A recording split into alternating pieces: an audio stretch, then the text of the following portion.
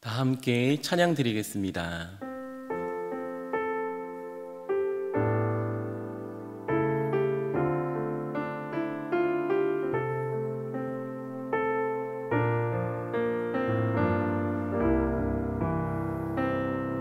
왕이신 나의 하나님,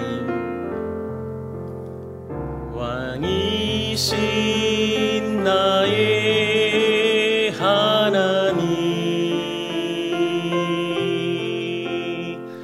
내가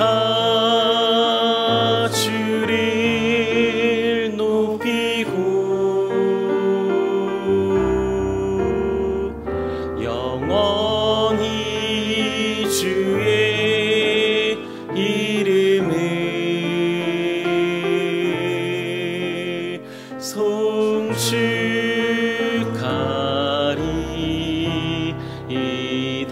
다시 한번 고백합니다. 왕이신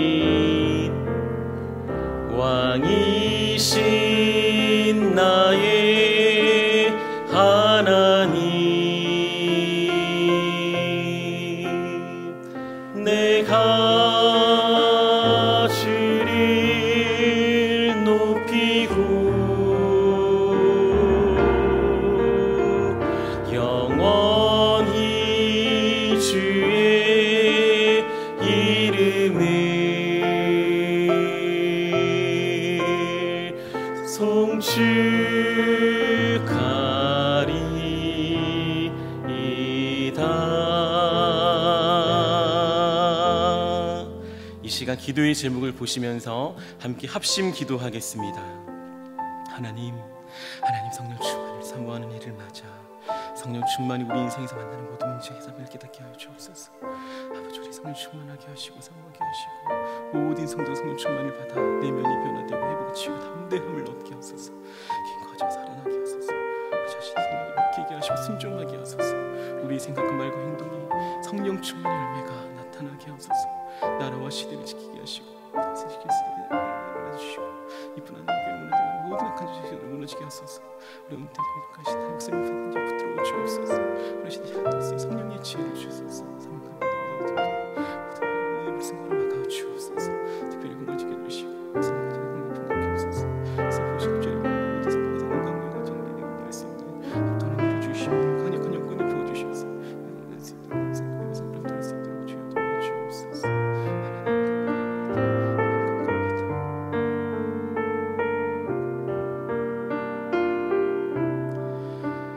하나님 아버지, 성령 충만을 사모하는 해를 맞아 성령 충만이 우리 인생에서 만나는 모든 문제의 해답임을 깨닫게 하시고 늘 성령 충만을 사모하게 하여 주옵소서.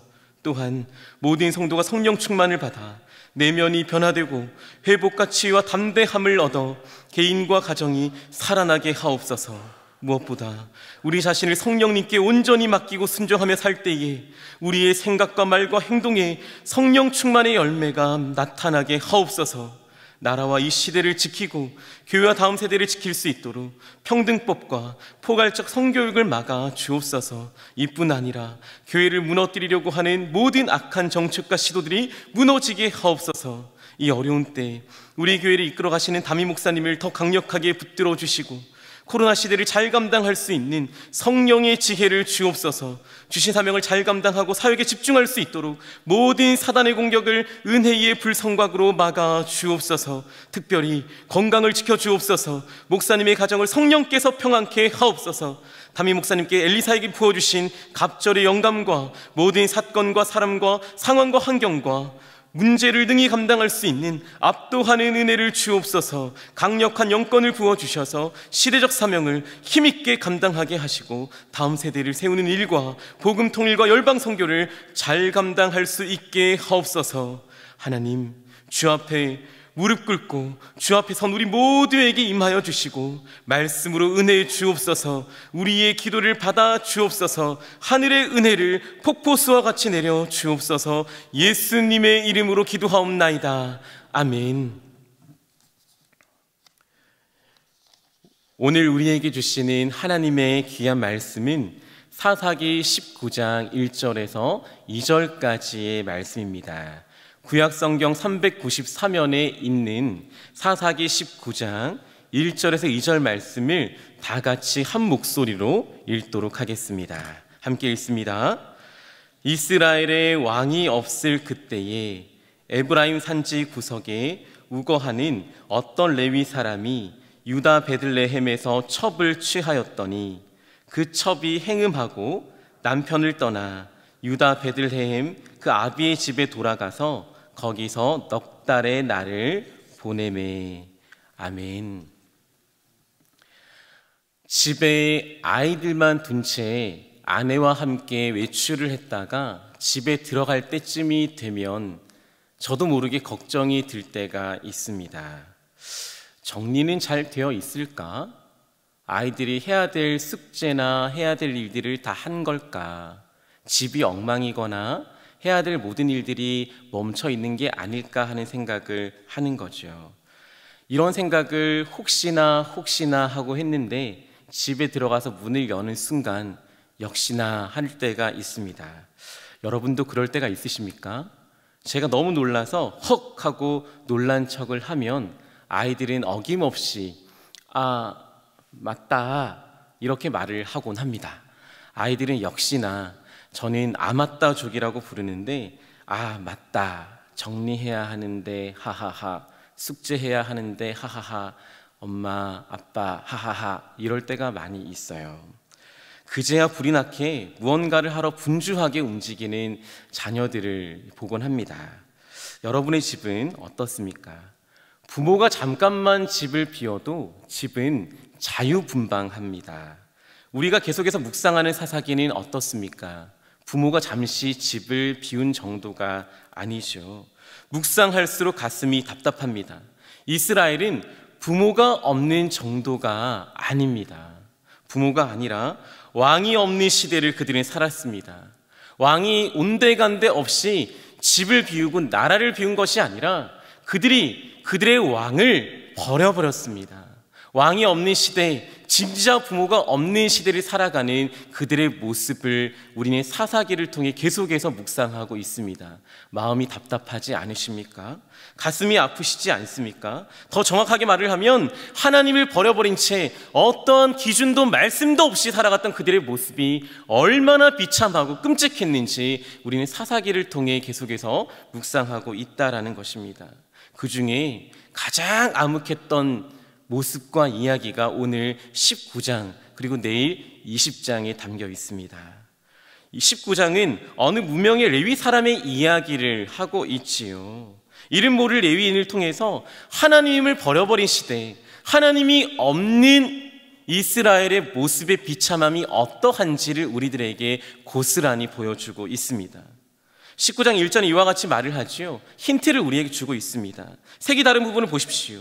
이스라엘의 왕이 없을 그때에 엄마가 집을 비우고 아빠가 집을 비우고 왕이 없는 그 시대에 어떻게 되었습니까? 어떤 레위 사람이, 다른 사람도 아닙니다, 거룩하게 살아야 하는 레위 사람이, 그나마 그래도 하나님의 말씀을 붙들어야 할 레위 사람이 어떻게 했나요?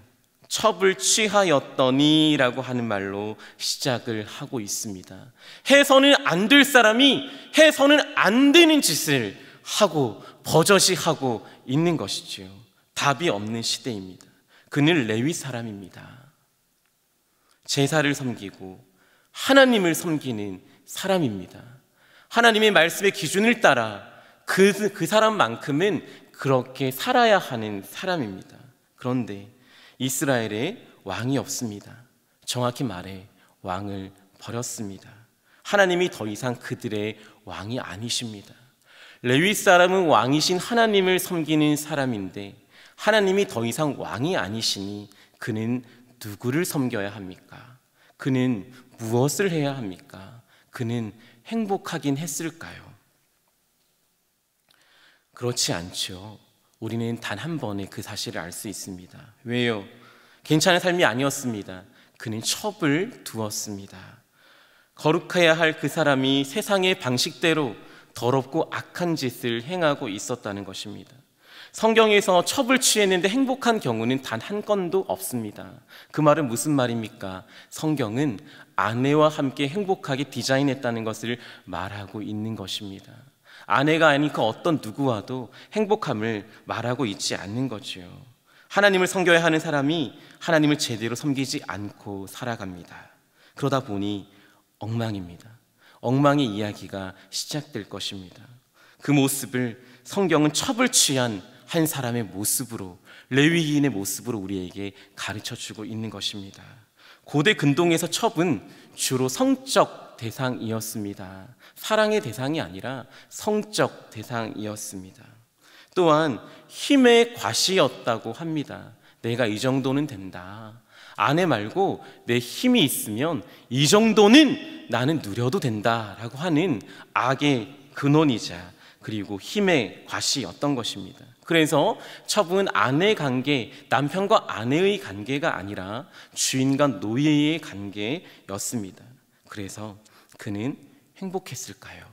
19장의 이야기는 무너진 가정의 이야기를 하고 있죠. 레위인과 결혼했던 첩은 행복하지 않았던 것 같습니다. 아마도 남편을 사랑하지 않았던 것 같습니다.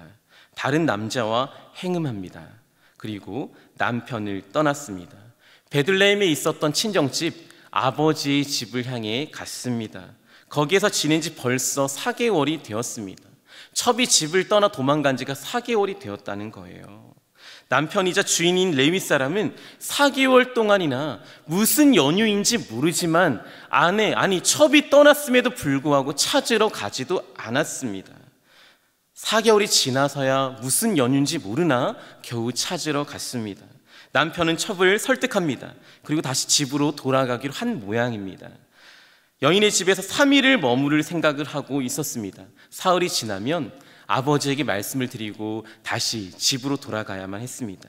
그런데요, 장인어른이 계속해서 집을 못 가게 합니다. 마시자, 먹자, 조금만 더 있자. 낮에 가면 안 될까요? 밤에 가면 안 될까요? 자고 가면 안 될까요? 그렇게 시간이 지나고 또 지연이 되다가 5일째 되는 날, 그것도 늦은 시간에야 길을 떠납니다. 5일째 아침에만 떠나서도 문제는 생기지 않았을 텐데 늦은 시간에야 길을 떠납니다. 문제가 생깁니다. 금방 어두워지기 시작합니다. 하인이 말을 합니다. 주인님, 날이 어둑해지고 있습니다. 옆에 제가 잘 알고 있는 이방인의 땅이 있는데 이곳에서라도 우리가 묵으면 어떨까요? 늦은 밤은 위험하니까 지금 이곳에 이방인의 땅이지만 묵으면 어떨까요? 라고 한 겁니다. 명색이 레위인입니다. 어림도 없다고 큰 소리를 치죠. 나는 레위인이야. 어떻게 이방인의 땅, 하나님을 모르는 저 땅에서 지낼 수가 있어? 말도 안 돼. 우리의 땅, 우리의 민족의 땅으로 가자라고 해서 이스라엘 가까이 오기 시작합니다. 저녁이 되었습니다. 겨우 어둑해져서야 기브아라고 하는 베냐민의 땅에 들어섰습니다. 문제가 생깁니다. 큰 소리를 치지 않았습니까? 이방인의 땅은 안 된다고 큰 소리를 쳤으면 백성들이 나와서 우리 가족이 왔구나 하고 받아주면 되는데 아무도 레위인과 그의 하인, 그의 일행을 받아주지 않았습니다. 광장 길거리에 앉았습니다. 여기서 밤을 지새워야 되겠구나. 우리 민족의 땅인데 어떻게 인생이 각박해졌는지 아무도 우리를 받아주지 않는구나. 그들은 광장에서 잠을 지샐 뻔했습니다. 사사기 19장은 레위인을 통해서 하나님이 없는 백성의 모습들을 이렇게 보여주고 있는 것입니다. 이방인보단 나아야죠. 하나님이 없는 그들은 자기밖에 모릅니다. 힘들고 어려운 사람을 보아도 지나갑니다. 아무도 도와줄 마음이 없습니다. 하나님 안에서 한 가족이 아니었던 거죠. 나만 잘 살면 되는 거였습니다.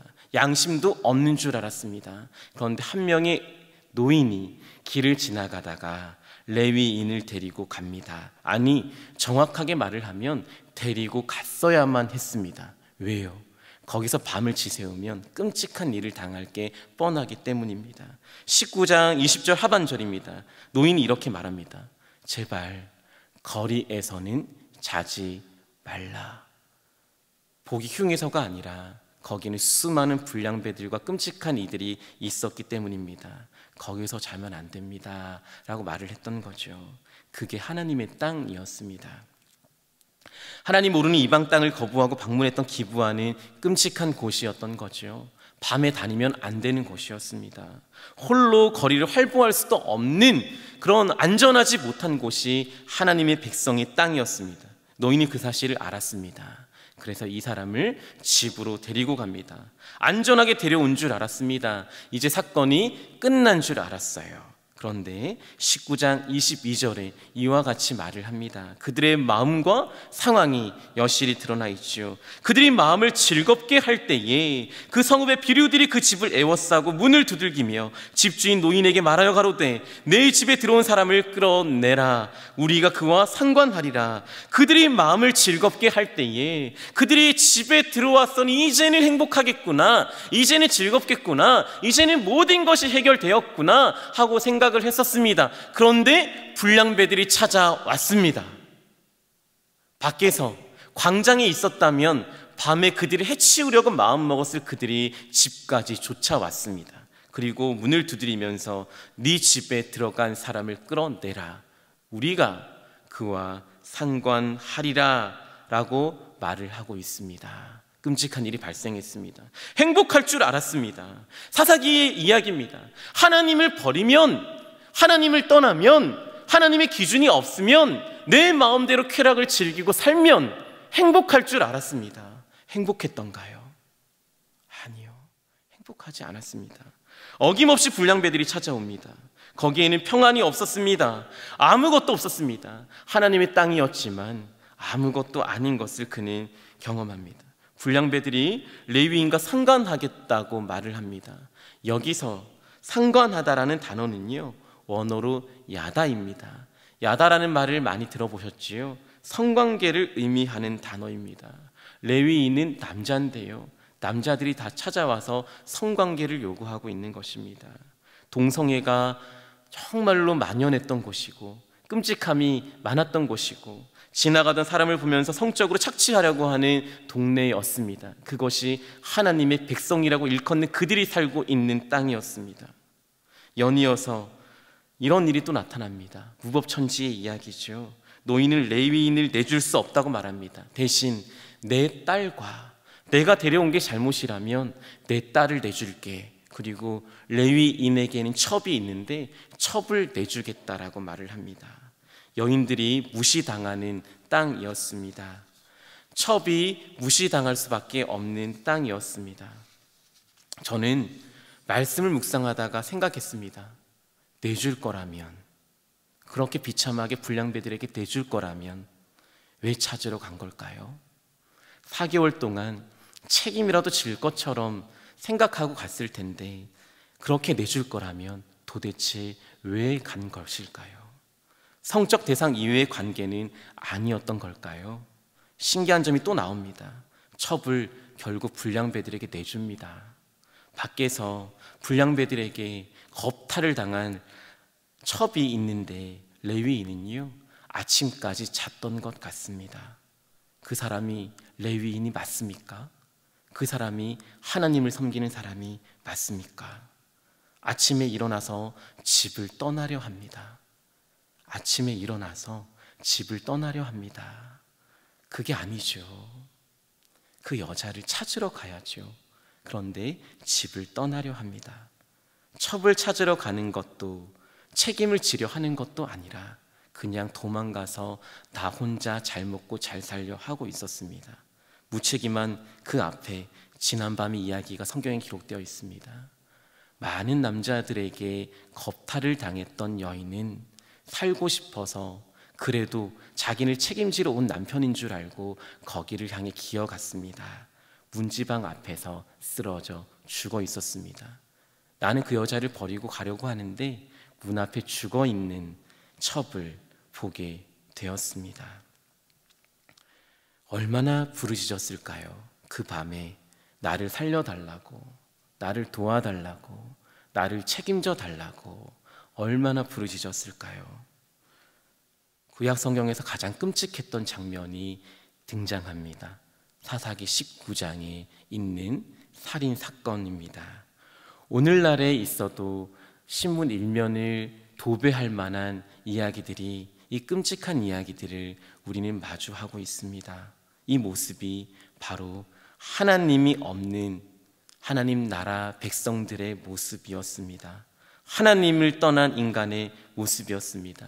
하나님 없이 쾌락을 누리고 세상의 기준을 따라 나 마음대로 행복하게 살겠다고 다짐했던 인간들의 비참함이 오늘 고스란히 여기에 나타나 있습니다.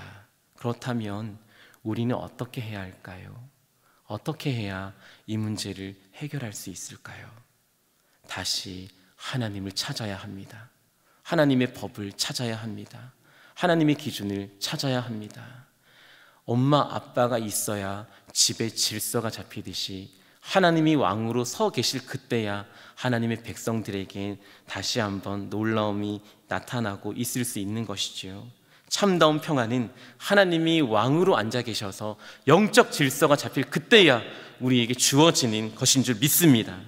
우리 인생이 19장 첫 번째 말씀처럼 하나님이 없을 그때에라는 말로 시작하지 않기를 바랍니다. 우리의 인생이 단어가 바뀌기를 소망합니다. 19장 1절의 말씀처럼 하나님이 없을 그때가 아니라 우리 인생 가운데 하나님이 왕으로 계실 그때에, 하나님이 우리 마음의 주인으로 계실 그때라는 단어로 바뀌어지는 인생 사시길 예수 그리스도의 이름으로 축원합니다.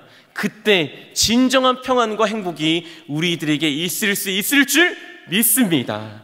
우리 그런 마음을 가지고 기도의 제목을 함께 읽습니다. 사사기를 통해 하나님이 없는 인생의 비참함을 알게 해주셔서 감사합니다. 하나님을 왕으로 모시는 인생, 하나님을 주인으로 모시는 인생을 살길 원합니다. 하나님이 왕으로 계실 그때에 누릴 은혜를 깨달아 알게 하시고 풍성하게 누리게 하옵소서. 말씀을 기억하시고 함께 기도합니다. 하나님 아버지, 하나님, 우리도 하나님의 기준이 버겁고 힘들어서 우리들의 마음대로 세상의 기준대로 편안하게 살면 좋을 줄 알았습니다. 그러면 그때가 즐거울 줄 알았지만 그것이 얼마나 비참한지, 얼마나 기준이 사라져버리는지 우리가 이 말씀을 통해서 다시 한번 거울을 대하듯 보기를 소망합니다. 하나님 깨닫게 하여 주옵소서. 다시 한번 왕으로 하나님을 모시게 도와주옵소서. 하나님, 그때 그 사실이 아버지 우리들에게 기억되게 도와주시고 하나님이 왕으로 좌정하실 때에야 우리 인생이 평안해질 수 있고 행복해질 수 있음을 깨달아 알게 도와주시기를 소망합니다. 주님 인도하여 주시고 함께하여 주시옵소서. 하나님 아버지, 하나님이 없는 인생이 얼마나 비참한지 사사기 말씀을 통해 조명해 주셔서 감사합니다. 내 힘으로, 오직 내 방식으로, 내 즐거움으로 살아가려 했던 우리의 무지함을 꺾어 주옵소서. 하나님이 없어 영적으로 방황하고 비참한 인생을 살지 않게 하시고 오직 하나님을 왕의 자리에 모시고 하나님 백성 되어 하나님 백성답게 하나님 말씀대로 살아가게 하옵소서. 종교적 행위가 아니라 영적 능력으로 살아가게 하옵소서. 껍데기만 레위인 크리스찬이 아니라 우리의 마음과 삶으로 하나님의 백성답게 살아가게 하옵소서. 오늘 우리에게, 우리 교회 위에, 한국교회 위에 하나님의 은혜를 부어 주옵소서. 예수 그리스도의 이름 받들어 기도하옵나이다. 아멘. 계속해서 담임 목사님과 교회, 나라와 민족과 선교사님을 위하여 기도해 주시고 기도회를 마무리해 주시기 바랍니다.